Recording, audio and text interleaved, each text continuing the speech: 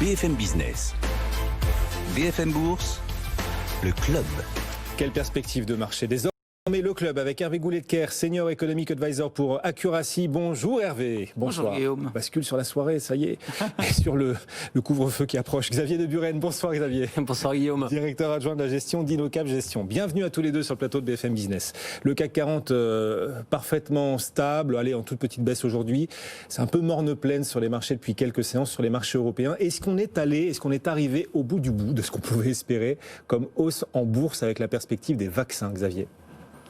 Alors c'est difficile à dire, le marché patine sans doute un petit peu parce que la pénétration de la vaccination met un petit peu de temps à se mettre en place, et je pense que le marché regarde également les prochaines publications des entreprises à venir pour les résultats annuels de 2020 qui permettront aux entreprises certainement de se prononcer sur des perspectives 2021. Ce que le marché va regarder, c'est si ces entreprises retrouvent un petit peu de visibilité.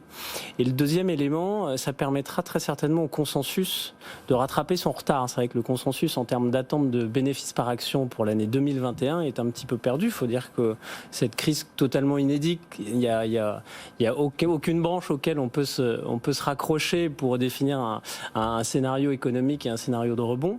Mais ce qui est certain, c'est que je pense que les publications seront bonnes. Alors on a commencé par les publications américaines, vous l'avez évoqué, à la fin du mois de janvier, 70% du S&P 500 aura publié. C'est décalé au mois de février pour le marché européen. À fin février, on aura 70% des entreprises européennes qui auront publié, et ce sera l'occasion, je pense, pour des ajustements assez forts en termes d'attente sur les bénéfices par action. Bon, de votre côté, Hervé, quel état des lieux est-ce que vous observez sur les marchés ? Comment vous interprétez le fait qu'on n'arrive plus à véritablement progresser depuis quelques semaines, et si on devait chercher les déclencheurs pour de futures hausses de marché, où est-ce qu'il faudrait aller les chercher? À l'instant, Xavier nous parlait des publications, il y a peut-être d'autres choses que vous, macroéconomiste que vous êtes, en plus attendez et allez suivre particulièrement? Moi, j'ai l'impression qu'il y a un équilibre entre le court terme et le moyen terme. Le moyen terme étant un horizon de quelques mois. Le marché a vraiment beaucoup joué cet horizon de quelques mois en se disant, finalement, à partir du printemps, on fait un peu comme on l'entend. C'est-à-dire, on aura des conditions climatiques plus favorables. Ça doit entraîner un reflux du virus. On aura une généralisation du vaccin, le tout dans un environnement de politique économique qu'on comprend quand même toujours assez accommodant. Et donc, l'environnement sera plus rassurant. Mais quand on regarde le court terme, on voit bien que le vaccin, il ne démarre que lentement. On voit bien que le virus est virulent et que tout ça pèse sur la mobilité, pèse sur la croissance. Et donc, le marché se dit, le court terme n'est pas fait pour durer.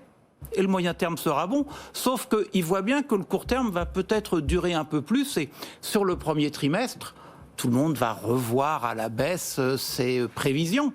Et ça pèse un peu. Donc il faudrait qu'on soit rassuré sur le déroulé de l'épidémie, c'est le premier point. Et après, il y a deux éléments qui viennent se contredire. D'un côté, on se dit, il va y avoir de la relance, et on attend Janet Yellen qui est en train de parler, qui devrait nous expliquer un peu ce que compte faire l'administration Biden. C'est positif, sauf que en même temps, le marché a une lecture un peu inflationniste de tout ça, et se dit, mon Dieu, est-ce que ça va pas faire monter les taux d'intérêt ? Le revers de la reprise, ce serait en effet de voir les taux d'intérêt repartir à la hausse. Ce serait le risque suivant, on va dire. Et donc, on voit bien que sur le calendrier, il y a une hésitation, et sur l'environnement, il y a une double hésitation. Et donc, le marché, il se cherche un peu, et il aimerait savoir sur quel pied, finalement, on va partir. On peut partir sur le bon pied. Le risque, c'est de partir sur le mauvais pied. Bien sûr. Et qui sait lequel est le mauvais ou le bon aujourd'hui? C'est compliqué. C'est compliqué, d'autant qu'en effet, on est encore là dans le tunnel, en quelque sorte, dans la phase de restrictions sanitaires. Tant que ces restrictions et que les freins à l'activité ne dépassent pas le premier trimestre, tout va bien, c'était anticipé. Si ça dépasse et que ça déborde sur le deuxième, là, la perspective 2021 pour la zone euro, par exemple, sera plus compliquée. La BCE devrait alors revoir ses prévisions. Par exemple, Hervé, si on déborde au-delà du premier trimestre dans les restrictions? Pour moi, c'est vraiment comme ça qu'il faut lire. Le premier trimestre, le marché s'y est fait. Les États-Unis seront sans doute dans le rouge. L'Europe a une probabilité non nulle d'être dans le rouge aussi. Bref, on va revoir les titres des journaux, retour dans la récession. Ça fait pas très ambiance, je dirais. Mais ça, je dirais, le marché l'accepte si il reste accroché à la probabilité élevée qu'avec le printemps, ça aille mieux. Si on lui dit le printemps va être grignoté par l'épidémie, là, je pense qu'il tiquera. Donc ça, c'est le négatif. Le positif étant que l'action de politique économique n'apporte que du mieux et gomme un peu le moins bien perçu aujourd'hui étant ces anticipations inflationnistes qui remontent au moins aux yeux des marchés. Et je rajouterai un Xavier. point aussi, c'est qu'il y a évidemment une réalité de terrain, on l'a dit, avec la pénétration du taux de vaccination qui met un petit peu de temps à se matérialiser. Et d'un point de vue technique, je vous rappelle que tous les gouvernements européens doivent rendre leur copie pour les plans de relance auprès de la Commission européenne à la fin avril pour un versement des aides par l'Union européenne à la fin du S1. Donc d'un point de vue technique, je dirais que cet ajout de relance qui va compléter évidemment le plan de relance à grande échelle de l'Europe, la création monétaire de la Banque Centrale Européenne, ça va s'ajouter pas avant la deuxième partie de l'année. Donc il est certain que tout retard qui sera pris dans la mise en place de ces plans de relance au niveau national, au niveau domestique, va également jouer défavorablement, sans aucun doute, sur les perspectives de croissance pour l'Europe. Cependant, on reste dans un environnement de marché. Pour nous, on pense qu'on est au début d'un nouveau cycle de croissance. On a une récession extrêmement forte et violente en 2020 et on est dans un environnement qui reste quasi idéal aujourd'hui, avec l'accélération simultanée de la croissance à travers le monde, des taux qui continuent d'être écrasés par les interventions évidemment très expansionnistes des banques centrales, une inflation qui, effectivement, on pourra en reparler, il y a certaines craintes de voir l'inflation remonter dans la deuxième partie de l'année pour des sujets d'augmentation du prix des matières premières, par des anticipations de taux qui augmentent, mais pour l'instant l'inflation est assez faible, et des soutiens monétaires et budgétaires qui sont quasi illimités. Donc c'est favorable pour la reprise de risque, c'est ce que le marché nous a dit à partir de la nouvelle accélération du mois de novembre. Mais pour vous, on est à la moitié du chemin de hausse. On a gagné, là, on a récupéré depuis début novembre à peu près 1000 points par exemple sur le CAC, Wall Street est sur des records. Ce que vous dites, c'est que d'abord c'est justifié parce que la croissance est devant nous, très bien, mais qu'en plus, même sur les marchés financiers, même s'ils sont assez chèrement valorisés ou certains secteurs sont très chèrement valorisés en ce moment, il y a encore du potentiel de hausse devant nous. Il y a deux éléments. Le meilleur est devant nous. Pour expliquer la hausse des marchés, c'est qu'on a eu un rattrapage, une correction d'exagération de valorisation sur certains secteurs, comme le secteur financier des banques, comme le secteur de l'énergie ou le secteur des basic materials, des mines par exemple, qui étaient exagérément sous-valorisé. Donc l'annonce des vaccins a permis de corriger ces exagérations. Ça, c'est le premier point, et ça a emmené les marchés un petit peu plus haut. Ce qu'on dit, c'est que par rapport aux prévisions des attentes de bénéfices par action du consensus, il est très en retard. Aujourd'hui, les analystes attendent une hausse des bénéfices par action pour 2021 de l'ordre de 40%. Si on dit que la croissance économique mondiale, les perspectives qui sont données, c'est une croissance au-dessus des 5%. Certaines personnes voient une croissance mondiale au-dessus des 6%.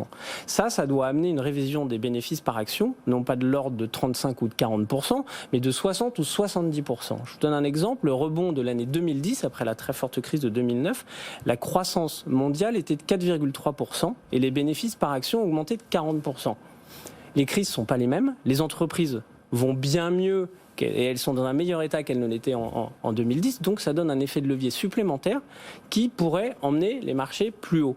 Sauf que on peut s'attendre effectivement à une montée des risques dans la deuxième partie de l'année, on l'évoquera certainement, avec la hausse du prix des matières premières, avec la hausse du coût du travail. Je vous rappelle qu'une des réformes de Biden, c'est de proposer de doubler le salaire minimum horaire aux États-Unis.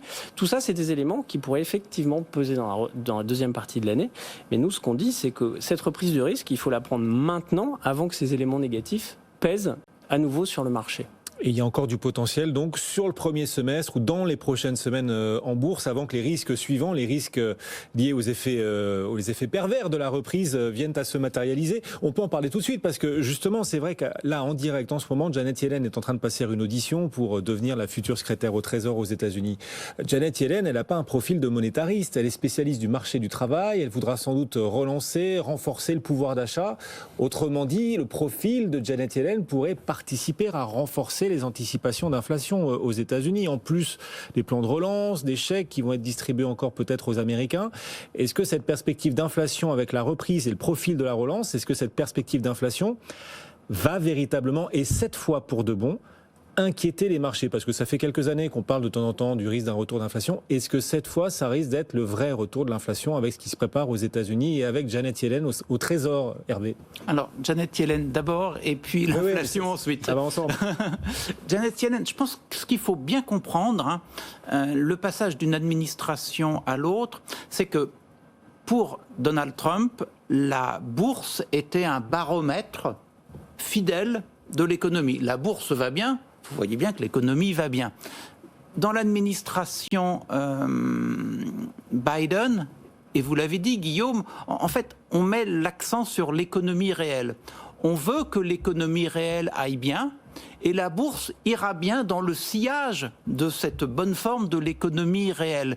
Donc pour que l'économie réelle aille bien, eh bien, il faut que les petites entreprises aillent bien et il faut qu'on distribue du pouvoir d'achat. Ça va être un peu le slogan de Janet Yellen, et c'est un slogan qui lui va bien, c'est une économiste du marché du travail.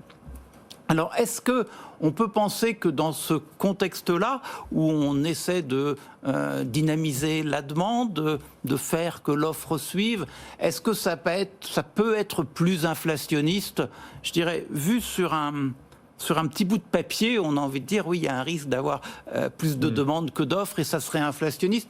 J'ai l'impression que si on regarde la grande image du monde, là où on en est aujourd'hui, c'est le rattrapage de ce qu'on a perdu avec la crise sanitaire n'est pas fait. Est-ce qu'à la fin 2022, donc dans près de 2 ans, il sera fait? Si on en croit la Banque mondiale, il ne sera pas fait. Aux États-Unis, ça sera le cas. En Chine, c'est le cas. Mais en Europe, par exemple, ça ne sera pas le cas. Et dans moult pays émergents, ça ne sera pas le cas non plus. Donc, en fait, est-ce que on est à 2 doigts de basculer vers plus d'inflation? Le marché s'interroge, alors un peu à court terme au titre des frottements entre une offre qui a été contrainte par la crise, une demande qui redémarrait plus vite, un peu un scénario à la Yellen.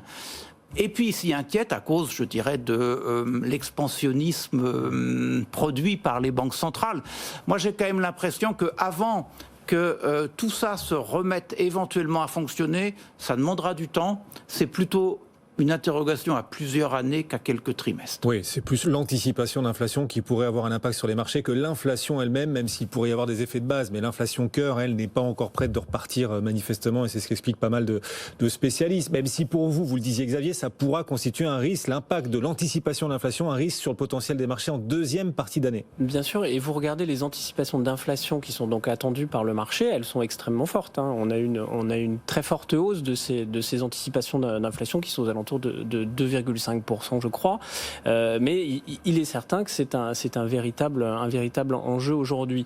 Et concernant le discours de Yellen actuellement, parce que c'est un peu son grand oral, puisque c'est à la suite de ça qu'elle sera confirmée dans son poste de secrétaire au Trésor, je pense qu'il y a 2 éléments qui sont importants aussi à écouter. On va voir si elle se prononce sur ces sujets-là.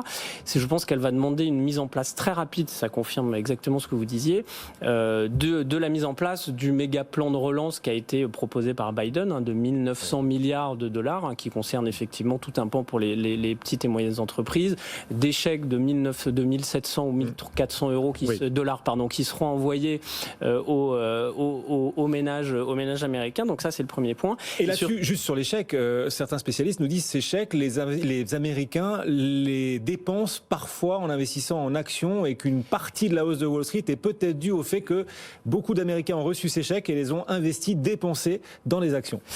Pour vous donner un exemple, Monsieur Musk avait dit qu'il basculer sur Signal. Il y a une petite nano-biotech qui s'appelle Signal également, qui valait 70 centimes.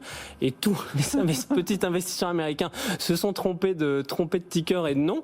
Et le titre est passé de 70 centimes à $70. Donc effectivement, il doit y avoir un petit peu de trading qui est fait de la part des consommateurs américains. Mais ce titre Signal sur lequel il y a eu confusion de la part des investisseurs, en effet, parce qu'il portait le même nom que la messagerie. Voilà, que la messagerie. Voilà, ce titre a gagné depuis le début de l'année 2000%. Oui, c'est bon, ça fait froid dans le dos. Mais le deuxième point, je pense, qui est très important de la part du discours de Yellen aujourd'hui, c'est savoir si elle va se prononcer vers une hausse de la fiscalité des entreprises. Et ça, c'est un élément, je pense, qui est vraiment très attendu par les investisseurs, notamment sur tout le secteur technologique qui aujourd'hui aux États-Unis est un des secteurs, par sa diversification, on va dire, mondiale, paye le moins d'impôts.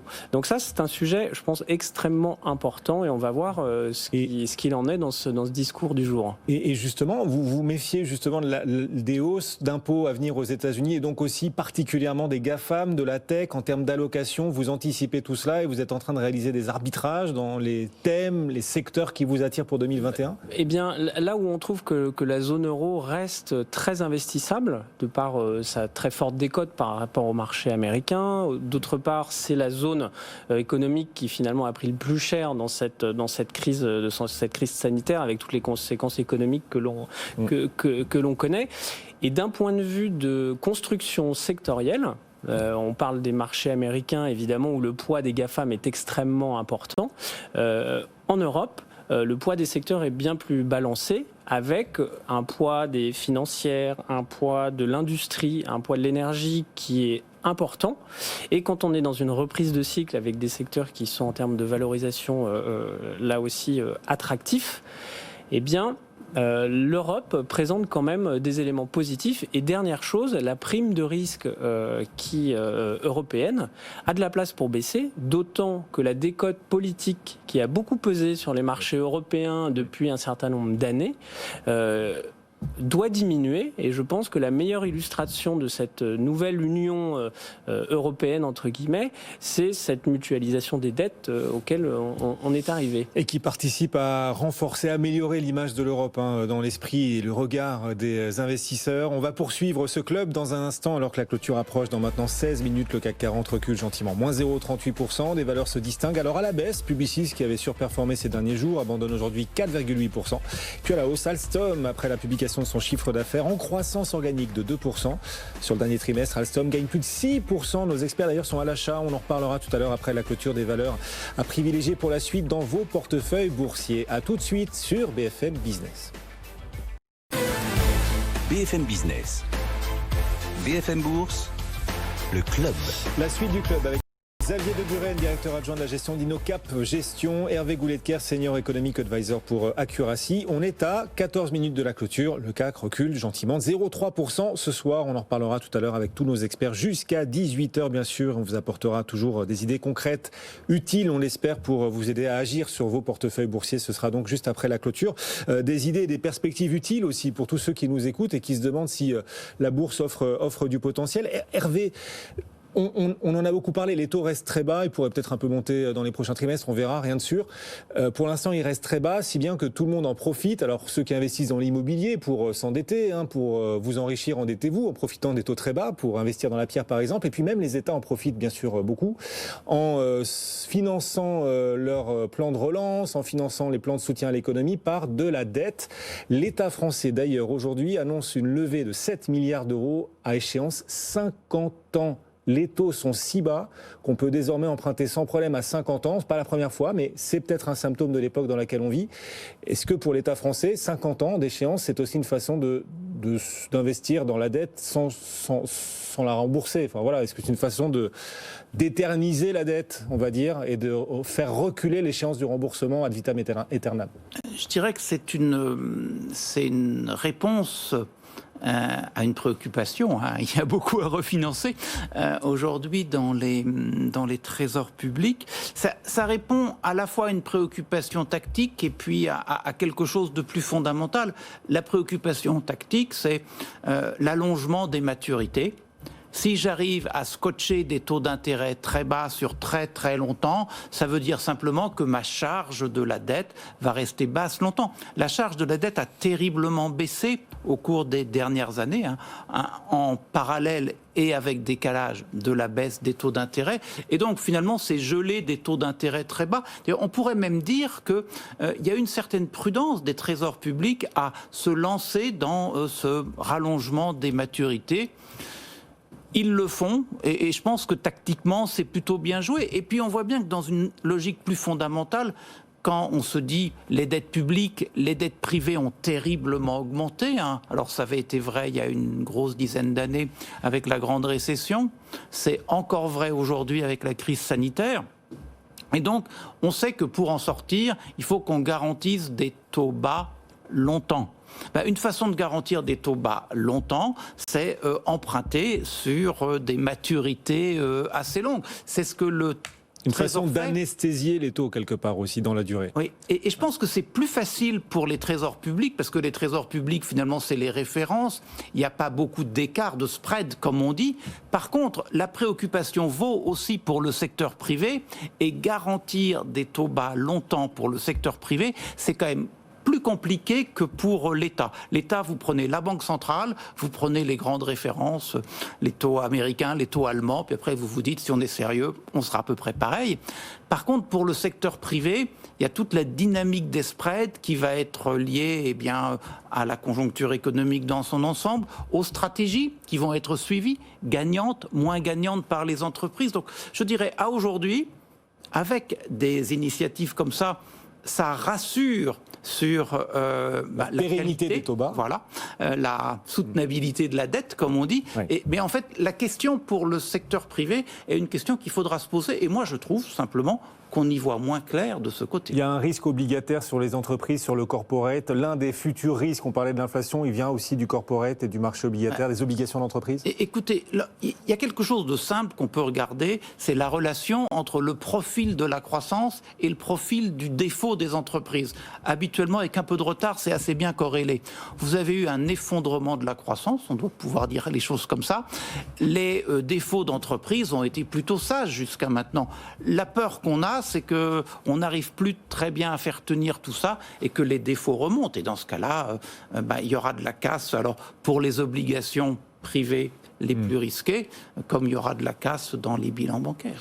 Et j'ajouterais un élément, c'est que les entreprises, on va prendre les exemples des entreprises européennes, à la sortie de la crise 2009-2010, dans un état vraiment, elles allaient très mal.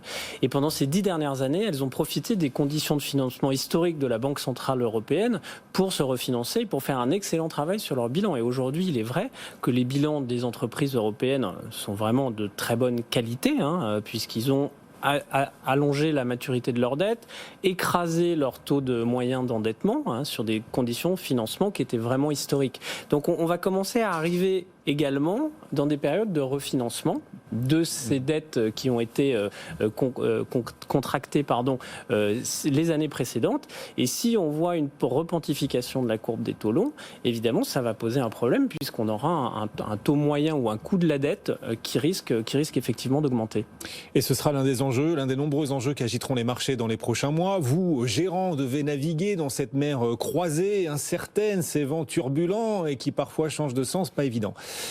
Malgré tout, on en parlait juste avant ce débat, vous arrivez à avoir un cap à peu près fiable sur le secteur manufacturier en bourse. Le secteur manufacturier aujourd'hui envoie des signaux positifs et entre dans une phase plutôt, on va dire, visible pour les investisseurs. S'il faut choisir un secteur ou une thématique, celle-là vous semble assez pérenne pour la bourse. Il y a plusieurs éléments. Il y a un élément macroéconomique. Il est vrai que quand on voit les indicateurs avancés que sont les PMI et notamment le PMI manufacturier, donc je dirais que c'est les indicateurs avancés pour tout le secteur industriel notamment, ils sont positifs. On a une amélioration de cet indice manufacturier puisque pour le mois de décembre, pour l'indice manufacturier européen, il est sorti à 55,3. Je rappelle qu'au-dessus de 50, on est en zone d'expansion. Donc ça, c'est des éléments macroéconomiques qui sont favorables, qui remontent que la santé, ou en tout cas la visibilité, s'améliore sur ce secteur.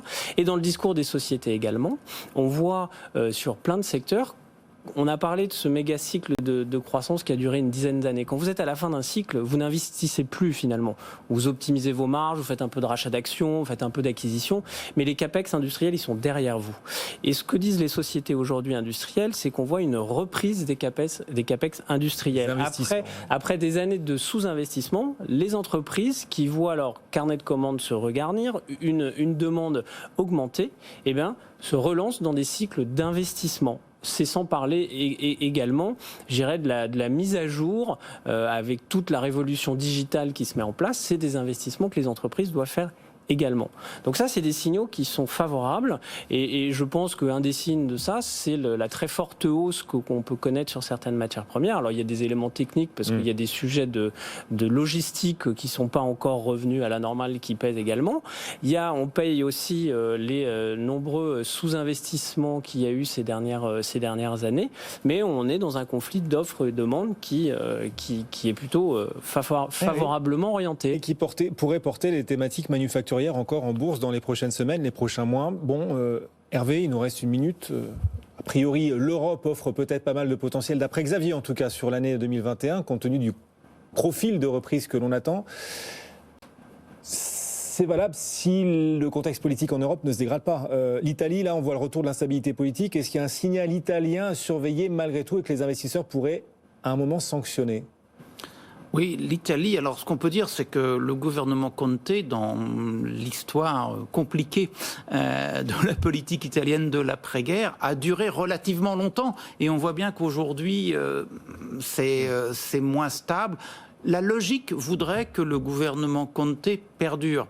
Mais en Italie, on peut être surpris. Moi, j'ai quand même l'impression que le point central en politique, c'est savoir ce qui va se passer en Allemagne, avec les élections de septembre, oui. Et avec le nouveau président de la CDU, on est plutôt rassuré.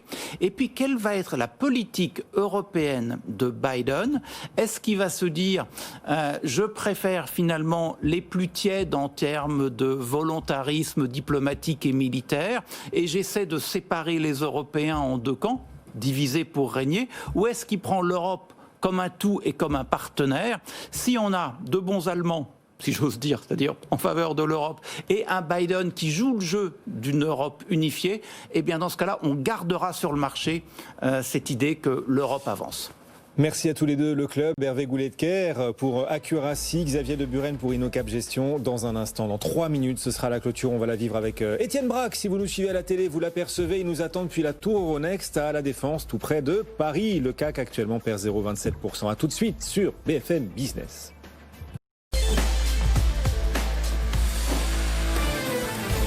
BFM Business. Vos placements, nos conseils. BFM Bourse, Guillaume Sommerer. La clôture dans une minute. Étienne nous attend, Étienne Braque, depuis la Tour Euronext à Paris La Défense. Rebonsoir Étienne, comment se présente cette clôture dans quelques instants en Europe ? Après avoir passé une bonne partie de la journée dans le vert, on a des indices européens qui ont plongé un petit peu dans le rouge, très légèrement, depuis l'ouverture de Wall Street. Et Janet Yellen n'a pas amélioré les choses puisque la future secrétaire au Trésor américain a annoncé que le plan fiscal de Donald Trump, il faudra sûrement le revoir, ce plan fiscal que Donald Trump avait mis en place en 2017 avec notamment une baisse d'impôts pour les plus aisés mais aussi pour les entreprises. Donc tout ça, ça fait chuter dans le rouge très légèrement les indices européens mais aussi du côté de Wall Street, puisque désormais on a un indice Dow Jones qui perd 0,4%. Donc on a un mouvement qui s'est un petit peu essoufflé en fin de séance. En effet, vous avez expliqué les raisons de ce ralentissement et même ce retournement à la baisse des marchés. Vous l'entendez, c'est la clôture, il est 17h35 et donc Étienne, compte tenu de ces propos de Janet Yellen lors de cette audition avant de devenir secrétaire au Trésor, donc les marchés finissent cette séance en baisse, en légère baisse, tout est relatif. On perd sur le CAC 0,3% ce soir. Oui, avec peu de volume. Assis quand même, 3,4 milliards d'euros échangés à l'instant donc pour l'indice parisien. Donc avec beaucoup d'actualités d'entreprise, beaucoup de variations dans l'indice, avec notamment Alstom qui finit en tête de l'indice parisien avec un gain de 6%, 48,46 euros après avoir publié ce matin son chiffre d'affaires trimestriel avec une hausse de près de 2% de ses ventes en croissance organique au troisième trimestre. Et puis le groupe confirme ses objectifs, donc tout ça, ça profite à la valeur. Deuxième séance pour Stellantis qui se passe très très bien, plus 3% pour Stellantis qui est également coté du côté de Wall Street et qui gagne désormais près de 10% du côté des États-Unis. Danone qui gagne 2,7% après avoir déjà gagné près de 2% hier avec Blue Bay Capital, le fonds activiste qui est rentré dans Danone et puis qui demande également l'éjection de l'actuel PDG du groupe Emmanuel Faber. Et puis à l'inverse, eh bien, on a Arcelor qui perd près de 5%, Publicis perd 4,9% et puis les grosses pondérations de l'indice, notamment les valeurs du luxe, clôture dans le rouge ce soir à l'image de LVMH qui perd 1,7%, Kering de son côté perd 2,7% et puis Hermès perd également 2,9%. Donc les valeurs du luxe qui plongent également dans le rouge, l'indice CAC 40 qui donc clôture avec une baisse de 0,3%, baisse généralisée pour les indices européens puisque quand on regarde le DAX à Francfort c'est une baisse de 0,25%, idem du côté de Londres et puis on a un Eurostock 50 qui perd 0,1% et donc l'indice CAC 40 qui perd ce soir les 5600 points de peu, 5598 points ce soir à la clôture. Merci Étienne, on vous retrouvera tout à l'heure avec Edwige dans le grand journal de l'écho, moins 0,3%. En effet, ce soir, on va débriefer tout de suite cette séance et surtout vous aider à en faire un levier pour vos portefeuilles boursiers, des idées d'investissement pour vous aider à passer à l'action sur vos portefeuilles. C'est tout de suite jusqu'à 18h sur BFM Business. BFM Business, BFM Bourse. On refait la séance. Grâce à Tiffany Berthaud depuis la Financière de la Cité. Elle vient même de nous rejoindre. Tiffany, on est ravis de vous retrouver ce soir pour la première fois en plateau avec nous. Bonsoir. Bonsoir Guillaume. Au grand débat à la radio et la télévision. Voilà, c'est le bizutage, mais on est sûr que ça va très bien se passer. François Meunier est avec nous également à distance, le directeur de la rédaction d'Investir. Bonsoir François. Bonsoir Guillaume. Quelle leçon est-ce qu'on tire de cette séance ? Moins 0,3%. Bon, c'est une toute petite baisse. Il y a eu un petit retournement, c'est vrai, en cours d'après-midi, légèrement à la baisse. Comment est-ce que vous l'avez, vous, de votre côté, Tiffany, interprété ? C'est une séance sans conviction. On reprend son souffle après un bon mois de novembre, un bon mois de décembre. On ne peut pas vraiment dire que ça soit un grand coup de frein donné au marché. On est toujours sur des très hauts niveaux de valorisation sur les marchés actions. Donc là, on temporise un petit peu et puis on temporise parce qu'on repousse l'horizon de lecture sur la reprise économique. On s'attendait, avec ces annonces de vaccins, à ce que le premier trimestre 2021 se passe très bien. Finalement, ce sera probablement un trimestre un petit peu raté. Donc, on tape plutôt sur la fin d'année 2021 et c'est ce qui explique aujourd'hui cette séance sans grande conviction. C'est sûr, c'est le moins qu'on puisse dire. Janet Yellen, en plus, qui vient de s'exprimer, donc, et qui laisse entendre que les baisses d'impôts promises par Donald Trump dans le cadre du plan de relance qu'il avait mis en place, eh bien, ces baisses d'impôts pourraient éventuellement être, pour certaines d'entre elles, remises en cause, ce qui a aussi un petit peu plombé les marchés et freiné la tendance, voire expliquer le retournement à la baisse en Europe. De votre côté, François, comment est-ce que vous interprétez cette séance, les leçons que vous en tirez ? Oui, globalement, c'est plutôt une journée pour rien. On attend, bien sûr, Janet Yellen s'est exprimée pour dire ce qu'elle allait faire avec ce fameux plan de relance de 1900 milliards en expliquant que finalement les déficits n'étaient peut-être pas très graves, alors que lorsqu'elle était bien sûr à la tête de la Fed, elle trouvait que c'était très grave, au contraire, les déficits. Donc voilà, elle a passé l'autre côté du miroir, donc elle est plutôt dans une logique de plan de relance. Il va falloir bien sûr juger sur pied la mise en place du nouveau gouvernement américain à partir du 20. Donc voilà, il y a une petite période de transition, c'est normal que le marché respire. On a des nouvelles qui sont plutôt rassurantes sur la croissance, l'accélération même de la croissance en Chine, mais c'est contrebalancé aussi par un début peut-être de crise politique en Italie. Donc voilà, on a une zone euro qui reste quand même relativement fragile. Donc voilà, donc pas de grandes nouvelles. Mais on surveille un petit peu tout ça, sachant que les publications n'ont pas non plus donné une véritable tendance. En tout cas, les premières publications aux États-Unis, où on a commencé par le secteur bancaire, où là, les performances étaient plutôt au rendez-vous, mais il n'y avait pas eu de grandes annonces. Donc voilà, on reste un petit peu sur notre faim. On attend bien sûr parce que ça va s'accélérer très rapidement les publications américaines. Donc on va voir quel est l'état de santé des entreprises et notamment de la tech américaine pour attaquer cette année 2021. Et puis en France, ce sera un peu plus tard, même si on a eu, et là encore une fois, c'est plutôt salué, les bonnes performances trimestrielles d'Alstom ce matin. C'est vrai, et d'ailleurs Alstom termine aujourd'hui, plus forte hausse du marché en clôture, plus 6% ce soir Alstom, 48,46 € avec cette croissance organique du chiffre d'affaires au troisième trimestre de 2%. Est-ce que la hausse ce soir, Tiffany, d'Alstom vous semble justifiée? Et surtout pour nos auditeurs, nos téléspectateurs, est-ce qu'il est encore temps d'acheter les titres Alstom au cours de ce soir?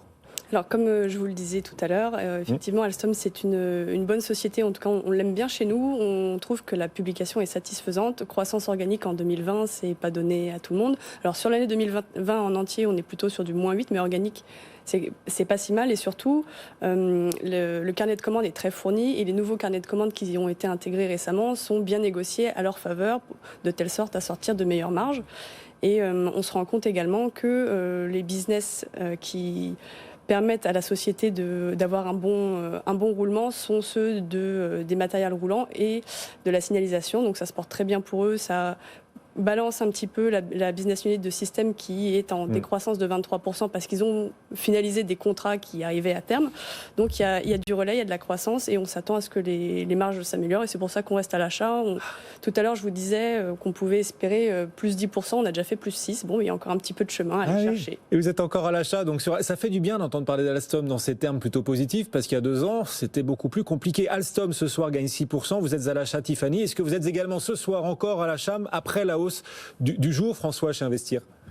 Oui, ça confirme notre opinion positive sur le titre. Il faut voir qu'Alstom, c'est la troisième valeur du CAC 40 à publier depuis le début de l'année. Et pour l'instant, c'est un sans faute dans le CAC 40.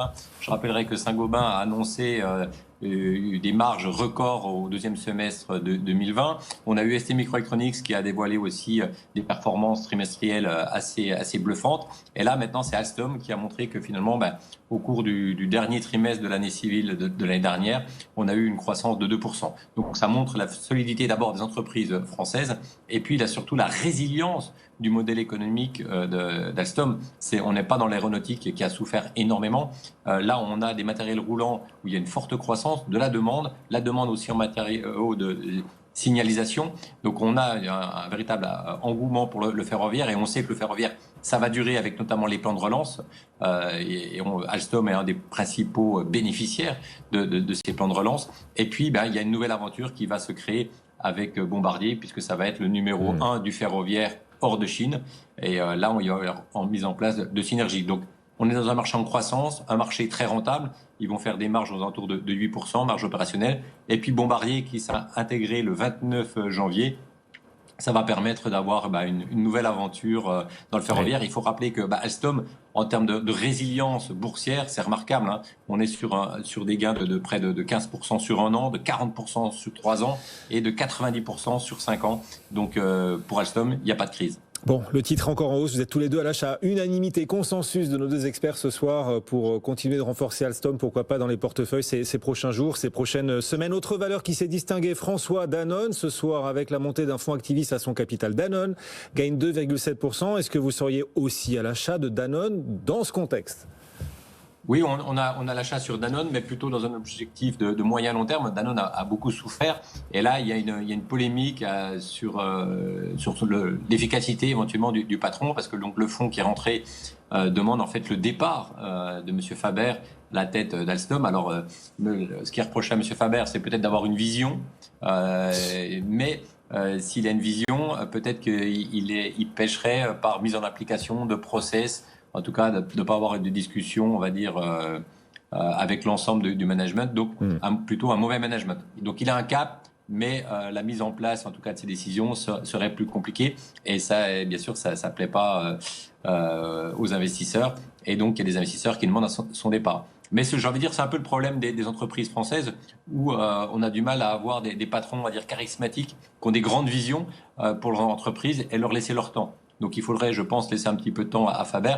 Et je pense que si on laisse du temps à Faber, qui a en tout cas une énorme vision, peut-être qu'on pourra avoir un jour un Elon Musk, Tesla en France. Donc des gens qui ont un vrai cap, je pense qu'il faut leur donner du temps. Et là, on a des investisseurs, bien sûr, qui sont impatients, qui voudraient avoir des performances trimestrielles rapidement. Il faut voir que l'alimentation, voilà, ça va prendre du temps à répondre à cette nouvelle demande, le vegan, entre autres. Mais il y a d'autres aussi aspects du dossier. Mais vous êtes encore à l'achat donc sur Danone. Vous achetez tout ce soir, François. J'achète tout. Vous seriez aussi à l'achat, Tiffany, ce soir de Je suis Danone. gourmand. On pas est payant, sur un petit achat. On conserve, on estime que c'est effectivement un acteur inconditionnel et incontournable du secteur. C'est le premier sur les produits laitiers, le deuxième sur la nutrition infantile et le troisième sur l'eau. Ils ont mis en place un plan d'économie de coûts d'ici. Ils l'ont mis en place en novembre, ils l'ont présenté en novembre, ils vont le mettre en place dans les années à venir. Et c'est effectivement une société qui est intéressante à avoir en portefeuille dans une structuration patrimoniale. Voilà, mais un petit achat de votre côté, un peu moins enthousiaste peut-être que François Monnier. Danone qui gagne ce soir 2,6%. On va continuer de débriefer cette séance dans un instant et apporter à tous ceux qui nous écoutent et qui nous regardent d'autres idées, des recommandations, des conseils pour les aider à agir sur leur portefeuille. On répondra également à une question de l'un d'entre eux, Christian, qui nous a écrit sur le secteur bancaire. A tout de suite, on vous rappelle la clôture quand même. Le CAC 40 a perdu ce soir 0,3%, 5598 points. BFM Business, BFM Bourse. On refait la séance. Le CAC ce soir a perdu 0,3% alors qu'Wall Street est en toute petite hausse. Légère baisse du CAC à 5598 points. On vous le rappelle donc, Janet Yellen qui s'est exprimée avant de devenir secrétaire au Trésor en expliquant que la politique vis-à-vis de Pékin resterait exigeante. Washington va utiliser de nouveaux outils pour contrer les pratiques abusives. C'est le terme de Janet Yellen de Pékin. Et puis Janet Yellen qui laisse entendre que certaines baisses d'impôts de Donald Trump pourraient être remises en cause pendant le mandat qui s'ouvre, ce qui n'est pas vraiment une surprise puisque c'était dans le programme des démocrates. Légère baisse donc du CAC 40 avec parmi les valeurs qui ont marqué cette séance également. Alors on parlait tout à l'heure d'Alstom, plus forte hausse, vous êtes tous les deux à l'achat, François Monnier, Investir, Tiffany Berthaud pour la financière de la Cité, à l'achat tous les deux ce soir sur Alstom qui a terminé en hausse de 6%. Sur Danone, vous êtes tous les deux à l'achat aussi, le titre a gagné 2,7%. Et puis on s'interroge toujours sur les fusions-acquisitions alors que l'État a fait capoter un rapprochement, le rachat, l'éventuelle acquisition de Carrefour par le Québécois Couche-Tard. Bon voilà, ça fait pchit. Est-ce qu'on se dit du coup, Tiffany, à l'approche de la présidentielle française, que ces titres français qui pouvaient constituer des proies, ces sociétés françaises qui pouvaient éventuellement devenir des cibles de rivaux à l'étranger, est-ce qu'on se dit que ces primes spéculatives risquent de se dégonfler ou que certaines cibles le resteront, même si on a cette épée de Damoclès, l'État qui pourrait à tout moment vouloir faire capoter toute opération à l'approche de la présidentielle? Alors, c'est sûr que l'intervention de l'État dans ce dossier, ça freine un petit peu les intérêts des investisseurs étrangers pour venir dans les affaires privées françaises. Pour répondre à cette question, il faudrait répondre à la question suivante qui est est-il possible de définir un spectre sur lequel l'État français ne pourrait pas intervenir? C'est quand même assez difficile dans la mesure où dans la loi Pacte, le gouvernement français a fait une liste à la Prévert de tous les secteurs sur lesquels il souhaitait avoir un œil stratégique et donc avoir un droit de veto en fait. Donc il faut savoir dans quel secteur on pourrait aller chercher un petit peu de la valeur et dans quels endroits de la cote aussi y aller, parce que est-ce qu'on va forcément aller voir des entreprises du CAC 40 se faire racheter par un concurrent? Pas forcément. Dans les secteurs pas dits stratégiques, je pense par exemple à l'habillement. Il y a une petite société donc qui n'est pas du tout au CAC 40 mais qui s'appelle SMCP. Sandromage Claudie Pierlot. Pourquoi je pense à ce dossier en particulier? Parce que son actionnaire est chinois et son actionnaire a fait défaut. Donc il y a un souci d'actionnariat tout en haut des SMCP. Et en plus de ça, il y avait une obligation convertible échangeable en actions SMCP sur lesquelles les porteurs obligataires ont actionné la clause de défaut croisé et ils se retrouvent donc avec le collatéral qui était fourni avec cette obligation. Et donc quasiment 30% du capital des SMCP, ils n'ont pas pour vocation à rester vacants, vides. Voilà, et donc il va certainement y avoir du mouvement, du changement dans la structure capitalistique des SMCP. Donc c'est peut-être un dossier à suivre. C'est une boîte française, ça, SMCP? Sandromage Claudie Pierre. Ah oui, bien sûr, bien sûr. François, de votre côté, est-ce que vous voyez vous l'avez parfaitement formulé, est-ce que vous arrivez à définir un spectre d'entreprises qui pourrait échapper à un éventuel veto de l'État dans un dossier de fusion-acquisition, des cibles potentielles qui pourraient le rester malgré l'approche de la présidentielle en France? J'ai envie de dire, c'est plutôt la crise sanitaire qui bloque un petit peu les opérations en tout cas les grandes manœuvres en matière de fusion-acquisition, parce que donc le gouvernement se retranche derrière cette fameuse crise sanitaire pour dire, voilà, là c'est peut-être pas forcément les justes valeurs, donc on met une pause dans les grandes opérations. Ça, c'est la première chose. Donc, je pense qu'il y aura beaucoup plus d'opérations une fois qu'on aura une vraie visibilité sur cette sortie de crise sanitaire. Après, il sera difficile quand même pour le gouvernement de bloquer une opération qui aura lieu en tout cas dans la zone euro, puisque voilà, il y a quand même une communauté et une Union européenne, et là, normalement, ce sont de véritables amis qui sont présents dans cette Union européenne. Donc il est possible, je pense, d'avoir des grandes manœuvres, par exemple dans le domaine de la finance, de la banque, où on sait qu'il y a beaucoup de rumeurs qui circulent autour de Société Générale ou d'Unicredit.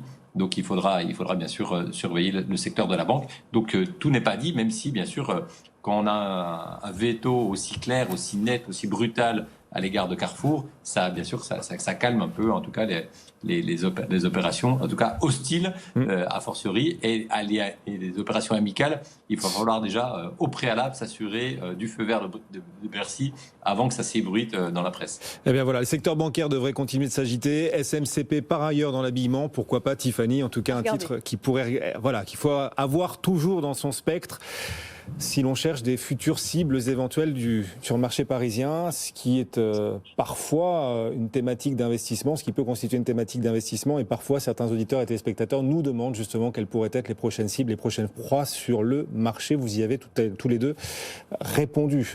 CAC 40, on vous le rappelle, le CAC 40 a terminé ce soir en baisse de 0,3%, et on a cette autre question de Christian, un de nos auditeurs aussi, qui nous a écrit sur notre site bfmbusiness.com, qui s'étonne, vous parliez François du secteur bancaire, qui s'étonne de voir les cours des banques sous-performer un peu, ou en tout cas reculer depuis quelques jours, notamment Crédit Agricole. Il demande des explications, que faire du secteur, est-ce qu'on doit pouvoir revenir dessus, est-ce qu'il faut renforcer la thématique bancaire dans les portefeuilles boursiers, dans la mesure où, nous dit ce téléspectateur, Christian, les taux devraient repartir à la hausse. Tiffany, votre regard là-dessus, sur le secteur bancaire et notamment Crédit Agricole, est-ce qu'il faut se renforcer sur ce titre? Alors, pour répondre à Christian sur la hausse des taux à attendre, il peut attendre un peu. Parce que, au vu de l'aggravation de la situation sanitaire et de la grosse déception sur les campagnes de vaccination, il est fort à parier que le premier trimestre ne va pas être terrible et que la Banque centrale devra encore être en soutien. On attend aussi des politiques budgétaires pour remettre un petit peu de l'huile dans le moteur. C'est toujours en attente, ça ne vient pas. Donc la hausse des taux, on patiente un petit peu. Et concernant le Crédit Agricole, ce qui explique le fait que cette banque-là performe moins bien qu'un BNP, par exemple, c'est une banque de détail, contrairement à d'autres banques qui sont très développées dans la banque d'investissement. Et c'est la banque d'investissement qui a bien marché en 2020. Et la banque de détail fait face à la concurrence des néobanques. Et vous aviez parlé des taux de défaut un petit peu plus tôt. Banque de détail, qui dit banque de détail, dit petit e-commerce. Et la baisse des taux de défaut 2020, c'est une lecture dans le rétroviseur. Il faut s'attendre à 2021-2022 à des moins bons résultats. Ce qui peut expliquer la sous-performance du Crédit Agricole. Vous êtes à l'achat ou à conserver ou à vendre? Taux conservé. Je préfère BNP, je ne suis pas très original. Ouais, non, c'est vrai que tout le monde préfère BNP sur le secteur bancaire. François, il nous reste 45 secondes. La sous-performance du Crédit Agricole, est-ce qu'elle vous pousse à renforcer cette valeur dans les portefeuilles ou au contraire méfiance chez Investir?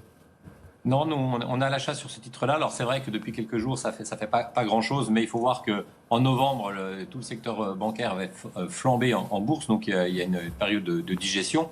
Crédit Agricole, en fait, a plusieurs atouts. Le premier atout, c'est bien sûr le fait qu'il possède 70% du capital de la maison de gestion Amundi. C'est 1700 milliards d'encours. C'est le premier acteur dans le domaine de la gestion en Europe, et ça représente à peu près un tiers de la capitalisation de Crédit Agricole. Donc ça, c'est un atout qui est considérable. Le deuxième atout, c'est qu'il y a une décote qui est importante par rapport à l'actif net tangible, une décote de près de 25%. Donc peut-être qu'elle ne sera pas gommée, mais en tout cas, elle est amenée quand même à se résorber. Et puis le troisième, c'est qu'ils sont présents en Italie dans la banque de détail.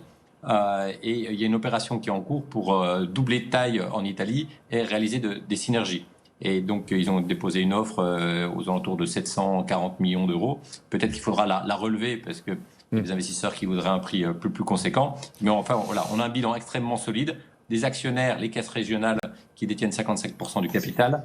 Et donc, je pense qu'on peut viser une hausse de près de 20% du titre cette année. Oui, vous êtes clairement à l'achat, un achat offensif et convaincu sur ce titre Crédit Agricole. Vous êtes plus prudente, Tiffany, sur cette valeur ce soir. Vous êtes, vous, à conserver. Voilà, c'est ce qui fait la richesse du débat et c'est ce qui fait qu'il y a un marché. Évidemment, tout le monde ne partage pas les mêmes opinions. Sinon, les acheteurs pourraient pas trouver de vendeurs et les vendeurs pourraient pas trouver d'acheteurs.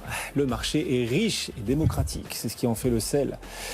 Et l'intérêt intellectuel également. Merci à tous les deux. François Monnier, le directeur de la rédaction d'Investir, Tiffany Berthaud, la financière de la Cité qui nous accompagne également. Le CAC 40 ce soir a perdu un peu de terrain. Moins 0,3%, 5598 points. Dans un instant, le grand journal de l'écho. Edwige Chevrillon sur BFM Business. Bonne soirée.